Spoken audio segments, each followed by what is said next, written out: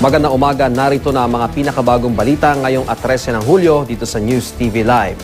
Matapos ang halos 5 buwang pagtatago, naaresto na ang 2 sa 3 Chinese nationals na nakatakas habang papunta sa kanilang court hearing sa Cavite noong Pebrero. Natunto ng mga otoridad ang mag-asawang Li Lanyan alias Jackson D at Wang Li sa kanilang safe house sa P. Guevara Street, Infante Subdivision sa San Juan City alas 12:30 kanina. Umamin si D na binayaran niya ng 5 milyong piso ang isang nagngangalang Ramil Soler alias Bokbok na umano'y miyembro ng Ozamis Group para itakas sila habang ibinabiyahe papunta sa isang trial court sa 13 Martires, Cavite noong ika-20 ng Pebrero. Ayon naman sa direktor ng CIDG, tuloy ang kanilang operasyon para maaresto ang ikatlong pugante na si Lee Chanhua na hindi natagpuan sa nasabing hideout. Batay sa record ng PNP, naaresto noong July 2003 sina D, Wang at Lee matapos mahulihan ng mahigit 300 kilo ng shabu na nagkakahalaga ng 2.8 billion pesos. Hinatulan ng korte sa Parañaque ang tatlo ng habang buhay na pagkakabilanggo.